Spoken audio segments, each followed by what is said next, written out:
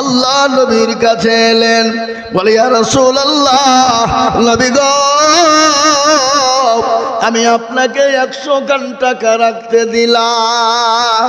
ওগো নবী, আমি 15 দিনের মাথায় এসে আপনার কাছ থেকে টাকাটা নেব। রাসূলুল্লাহ টাকাটা নিয়ে নিলেন।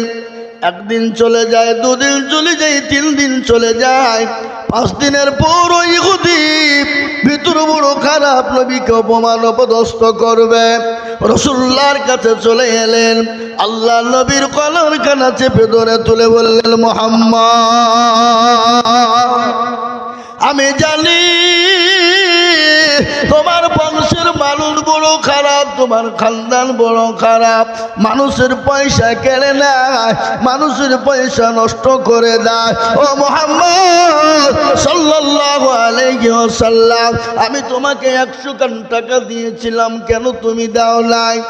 রাসূলুল্লাহর কলার কানা যখন চেপে ধরা হলো, পাশেই ছিলেন সাহাবা হযরত ওমর, অলঙ্গা তরবারি দিয়ে ওই ইহুদির হাতের উপর আঘাত দিয়ে দেয়।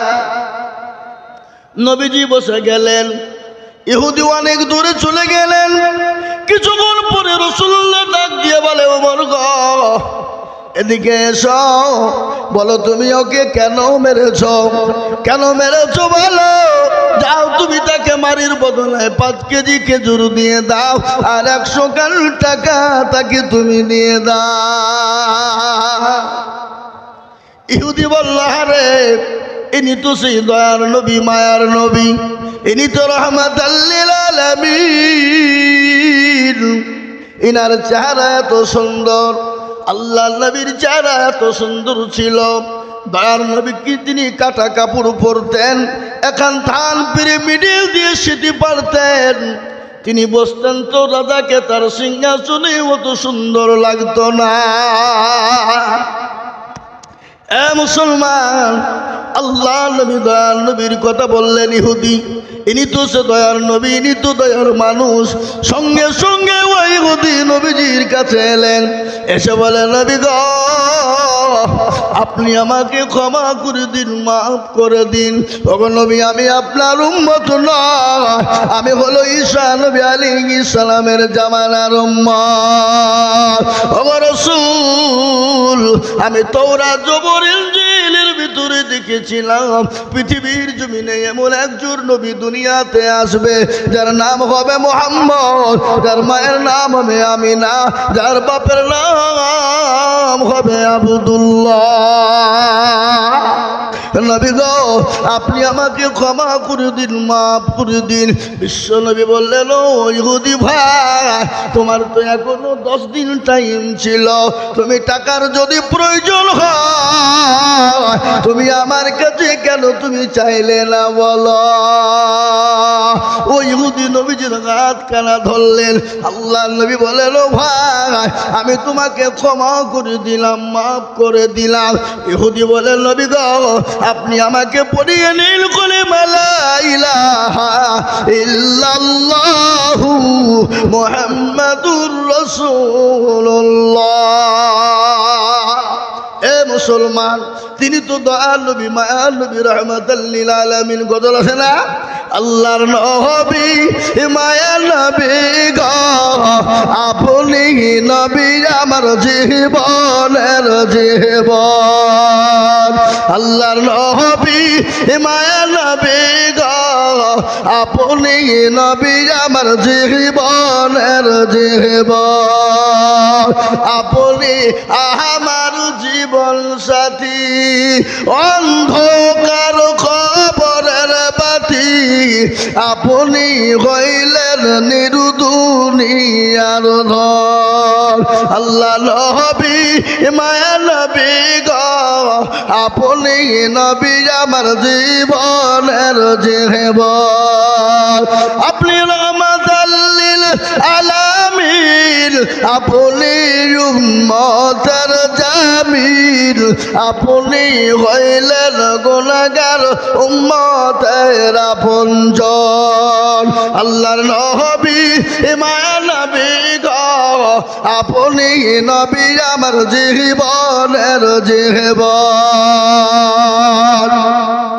দেখিয়া আপনার মজেজা ভাগ্যবতী হইলেন খাদিজা দেখিয়া আপনার মজেজা ভাগ্যবতী হইলেন খাদিজা সোফা দিলেন জীবন যৌবন ও মাল দৌলত ছিল আপনাকে সোফা দিল ও মাল দৌলত ছিল আপনাকে সোফা দিল আপনাকে বানাইল আপনজন আল্লাহ নবী মায়া নবী গো আপনি নবী আমার জীবনের জীবন মুসলমান আল্লাহ নবী নবী বায়ান নবী রহমতুল লিল আলামিন ইহুদিকে ক্ষমা করে দিলেন মাফ করে দিলেন এই ছিল মুসলমানদের নেতা এই ছিল মুসলমানদের আদর্শর নেতা এই মুসলমানদের যারা নবীর আদর্শিত হয়েছে তারা কোনোদিন কাউকে গালি দিতে পারে না কোনোদিন কারো মাল চুরি করতে পারে না কোনো ধর্মকে গালি দিতে পারে না কোনো জাতিকে গালি দিতে পারে না কোনো জাতির ওপর কোনো আঘাত করতে পারে না তাই শুনেলেন ভালো করে আল্লাহ নবীর একজন সাহাবা নবীর আদর্শিত বাবা যার নাম হলো হযরতে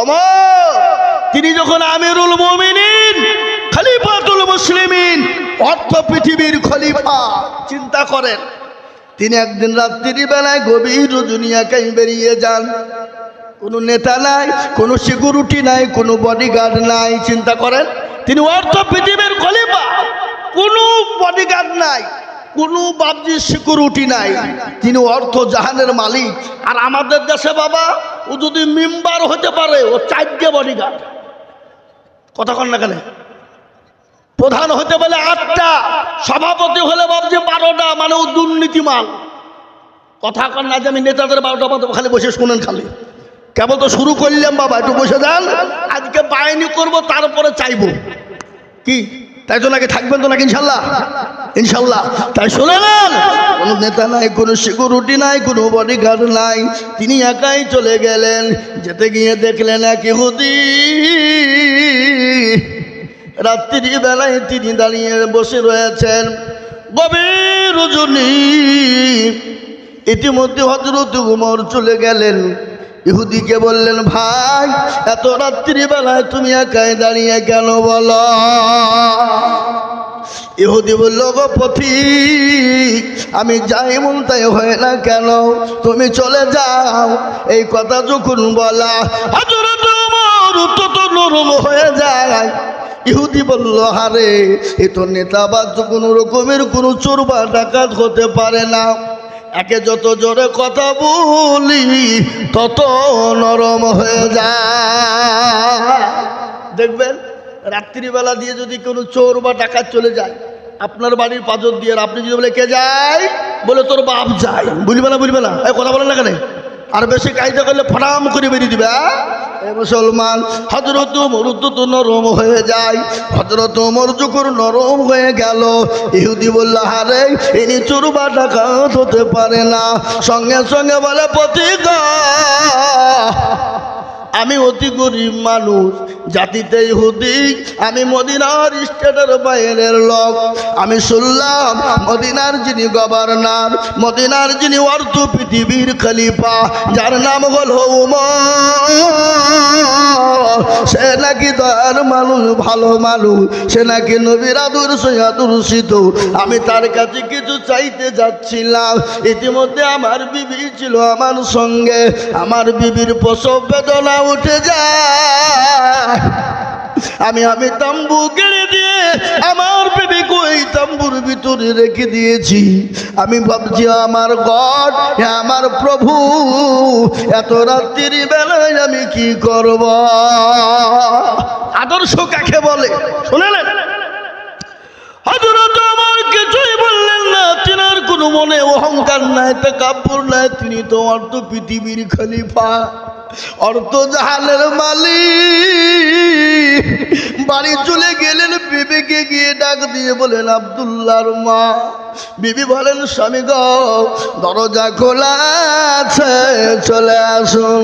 বিবিকে ডাক দিয়ে বলে বিবি রে ও বিবি আজকে তুমি জান্নাত খরিদ করতে চাও? বলে হ্যাঁ।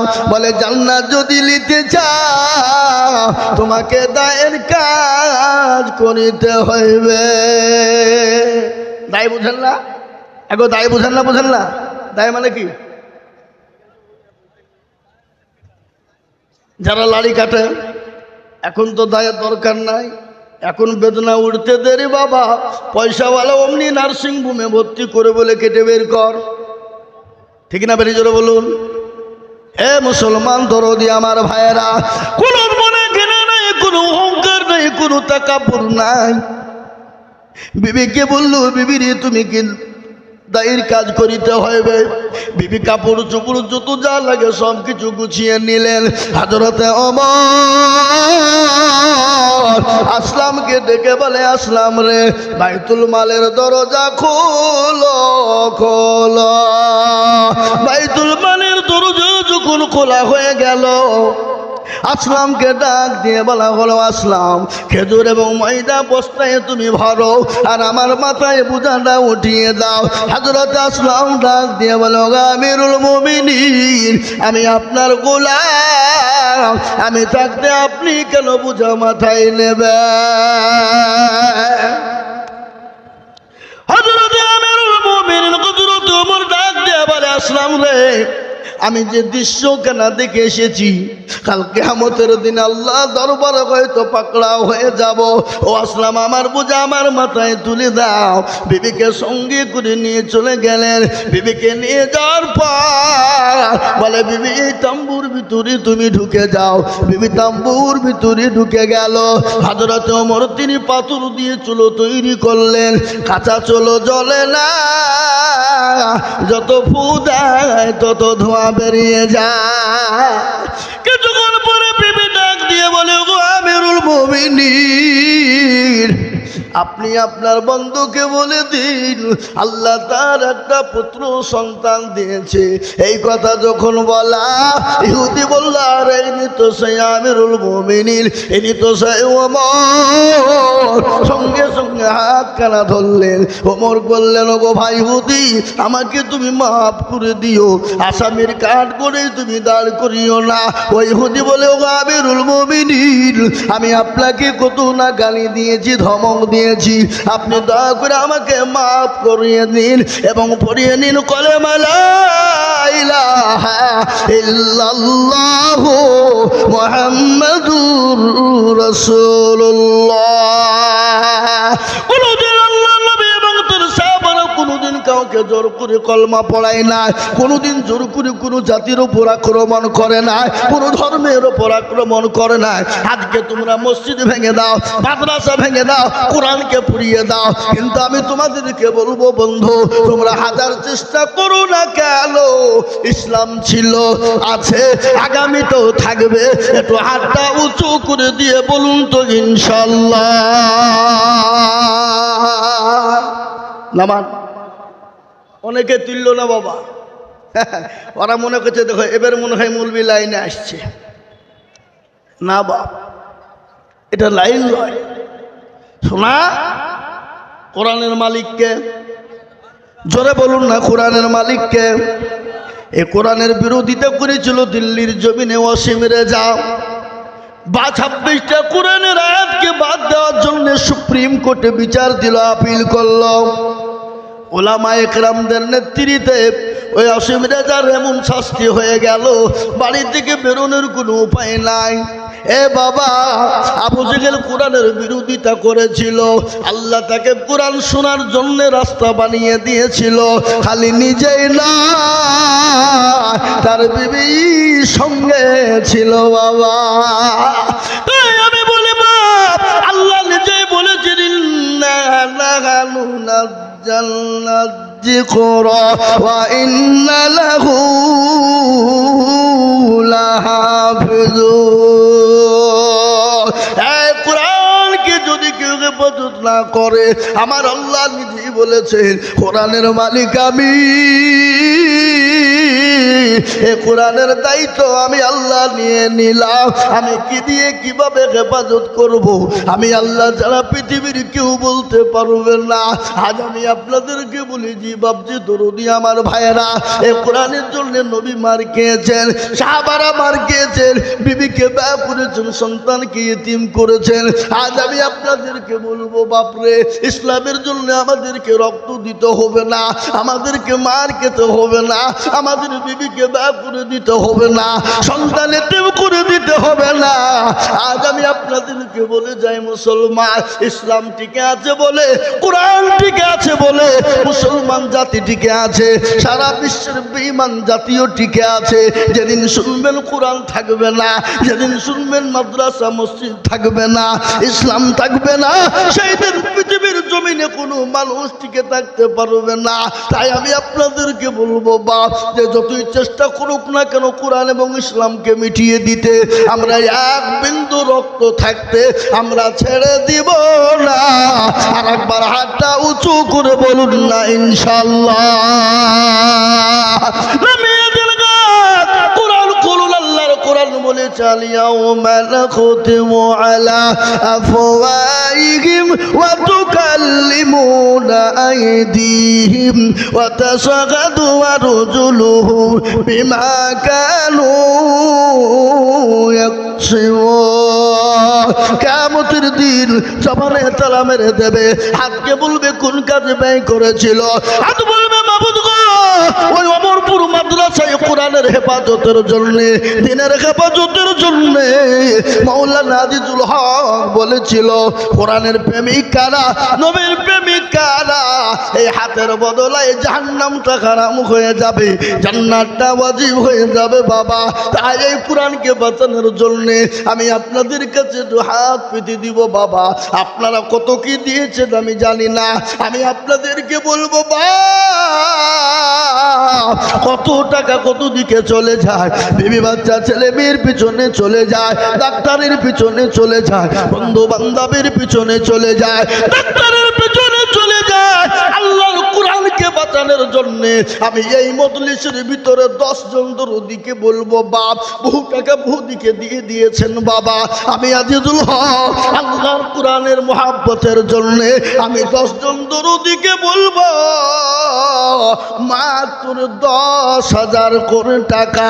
বলে হুজুর গো আমার কাছে জান আছে মাল নাই, হুজুর আমি পরে অল্প অল্প করে দিয়ে দিয়ে দিয়ে শোধ করে দেব। তাই আমি আল্লাহর কোরআনের মহব্বতের জন্য আমি একবার তাকবীর দিব বাবা, আর তাকবীর দেওয়ার সঙ্গে সঙ্গে একটু হাতটা উঁচু করে দিয়ে 10,000 টাকার দাতা একবার মহব্বত দিয়ে বলি নারে তুমি। হে মুসলমান দরদি আল্লাহওয়ালা ও দিনের প্রেমিক ইসলামের প্রেমিকেরা, আমার বাপজি ভাইরা মায়েরা, সর্বপ্রথম 10,000 টাকা দিয়ে আল্লাহর কোরআনের জন্য হাতটা একটু উঁচু করে দেব ইনশাআল্লাহ। ইনশাআল্লাহ বলুন। সর্বপ্রথম দরদি আল্লাহর বান্দা এই মজলিসে ডানে পায়ে পিছনে সামনে উপরে মাত্র সর্বপ্রথম 10,000 ইনশাআল্লাহ। এই মজলিসে নাই বাপ, ওগো ব্যবসায়িক, ওগো জমিদার, ওগো পয়সাওয়ালা, ওগো গাড়িওয়ালা, ওগো বাড়িওয়ালা, অমরপুর, মরাদিঘি, চেতিয়ালি, তকিপুর, দাঁতপুর, জানপুর, সকলকে বলবো বাপ আল্লাহর কোরআনের মহব্বতে আল্লাহর দ্বীনের স্বার্থে 10,000 টাকা দাতা আল্লাহুম্মা আমিন। সুবহানাল্লাহ। এই আমার মেজো ভাই, এ দেখেন মেজো ভাই 10,000 টাকার দাতা, একবার চিল্লিয়ে মহব্বত দিয়ে বলি নারে তুমি। যোগ্য মা বাপের যোগ্য ছেলে এখানে গছিল, 10,000 টাকা তোমার বান্দা গো দান নিল। এই আরো তো করে আমি করি গো রব্বানা। আল্লাহ তুমি দিও তাদের মাফ করে দিও তাদের জীবনের গুনাহ। জানি না মা বাপ মওলা আছে কি হালতে, ও থারিয়ে দিও তুমি ছেলের রোদানেতে। এরকম ছেলে যদি কারো গো হইত, এ মা বাপের কথাগুলো মনে পড়ে যেত। মুসলমান, আমরা তো সেই মুসলমান। কোন মুসলমান? কথা বলেন। ইসলামের জন্য জীবন আগিয়ে দিয়ে বিবিকে বিয়ে করে দেওয়ার মুসলমান আমরা, ঠিক না ঠিক? তেলের গাড়ি তেলে চলে, হাওয়ার গাড়ি হাওয়ায় চলে, বিনা তেলে চালাই গাড়ি নবী সুলাইমান। আমরা তো সেই মুসলমান। এ দেখেন আল্লাহর বান্দা একজন, আল্লাহর কোরআনের বেবি, তার মা বাপ দুনিয়া থেকে চলে গেছে। বাবা আমার চাচি জানো চলে গেছে দুনিয়া থেকে বাপজি। তাই তোর সন্তান মা বাপের মহব্বতে তিনি 10,000 টাকা দিলেন। আল্লাহ তুমি দানকে কবুল করে নিও, আল্লাহ জানে মালে বরকত দিও, আল্লাহ তোর সম্পদ তুমি বানিয়ে দিও, আল্লাহুম্মা আমিন। এক নম্বর হয়ে গেল। দ্বিতীয় নম্বর, আল্লাহর একজন দরুদি বান্দাকে বলবো, বাপ ও মুসলমান, আপনি বলেন হুজুর আমার কাছে জান আছে মাল নাই, আমি পরে অল্প অল্প করে দিয়ে দিয়ে শোধ করে দিব। বলে হুজুর গো, আমি আল্লাহর কোরআনের জন্যে, আল্লাহর দিনকে বাঁচানোর জন্য দিব ইনশাল্লাহ। তাই দ্বিতীয় নম্বরের একজন দরুদি মাত্র 10,000 ইনশাল্লাহ।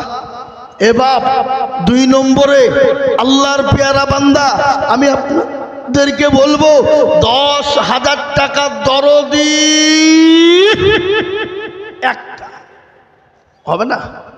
এ মুসলমান, কত টাকা কত দিকে ফুরিয়ে যায়, ফেলে দিই, নষ্ট হয়ে যায়, ডাক্তারের দোকানে চলে যায়। আল্লাহর কোরআনের মহব্বতে এই মাদ্রাসার দিনকে টিকিয়ে রাখার জন্যে, কোরআনকে মজবুত করার জন্যে একটু সহযোগিতা করা যাবে না? কথা বলুন। আল্লাহ আজকে আপনাকে দিয়েছে, আল্লাহ কালকে কেড়ে নিয়ে ভিখারি বানাতে পারে না? পারে না? কথা বলেন, পারে না? পারে না?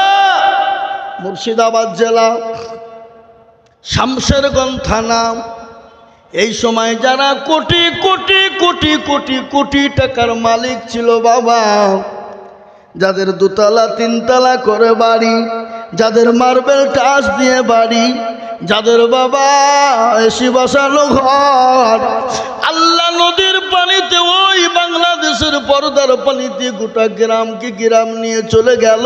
যে গ্রামটার নাম হলো তারানগর বাবা, তাদের সব শেষ হয়ে গেল। আজকে তারা রাস্তায় আশ্রয় না। তাই তো কবি বলেছে বাবা, নদীর কুল ভাঙে ও কুল গড়ে, এই তো নদীর খেলা। সকাল বেলায় বাদশারে তুই, ফকির সন্ধ্যাবেলা। ও মোরপুরের মুসলমান, জানপুর দাদুপুর তকিপুরের মুসলমান, আল্লাহ আজকে তোমাকে দিয়েছে, সেকেন্ডের মধ্যে কেড়ে নিতে পারে বাবা। আল্লাহ তখন পায়াকুনের মালিক। তাই আল্লাহ কোরআনকে বাঁচানোর জন্যে, আল্লাহর কোরআনকে জিন্দা রাখার জন্যে বলে, হুজুর আমার কাছে জান আছে মাল নাই, আমি পরে অল্প অল্প করে দিয়ে দিয়ে দিয়ে দিয়ে দিয়ে দিয়ে আমি 10,000 টাকা শোধ করে দিব। হুজুর আমার জন্য দুঃখিনী মা কবরে চলে গেছে, আমার বাপ চলে গেছে, আমার কলিজার সন্তান চলে গেছে। হুজুর গো, আমি আল্লাহর কোরআনের মহব্বতে 10,000